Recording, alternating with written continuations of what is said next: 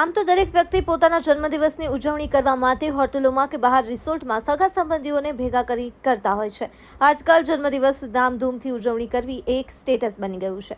ત્યારે આજે વિસનગર શહેરના ગોવિંદ ચકલા સોસાયટીમાં રહેતા પાટીદાર પરિવારના પટેલ હસમુખભાઈ ચેનલવાળાએ પોતાના પૌત્ર રિયાંશ કિશનકુમારનો 5મો જન્મદિવસ તાલુકાના કુવાસણા ગામ પાસે આવેલા ઉત્તર ગુજરાત દિવ્યાંગ કલ્યાણ સંઘના દિવ્યાંગ ભાઈ સાથે ઉજવ્યો હતો અને સૌ દિવ્યાંગ ભાઈઓએ પણ ભારે ઉત્સાહ સાથે ગીતો અને ભજનની રમઝટ બોલાવી જન્મદિવસની ઉજવણી કરી હતી, જેમાં ઉત્તર ગુજરાત દિવ્યાંગ કલ્યાણ સંઘના માનદ મંત્રી સુરેખાબેન પટેલ અને મેનેજિંગ ટ્રસ્ટી શ્રી અશોકભાઈ પટેલ દ્વારા આ પરિવારજનોને ખૂબ ખૂબ શુભેચ્છાઓ પાઠવી હતી.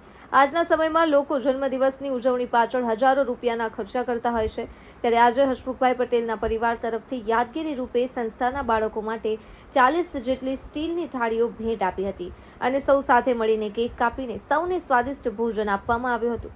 આજના સમયમાં દરેક સમાજના પરિવારજનોએ પોતાના બાળકને સંસ્કાર સાથે સેવા કરવાની પ્રેરણા આપીને સ્નેહનું સિંચન કરવું જોઈએ.